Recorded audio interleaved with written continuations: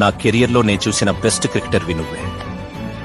అణిగి మణిగిన అలలిక ఎగసెను చూడరా, అసలు అవధులు లేవురా, అలుపు దరిగిక చేరనీక ఆడరా, మలుపు మలుపుకు చెరగని గురుతులు వీడరా, పగలు మెరుపులు చూపరా, వయస్సు సగముగా మారిపోయి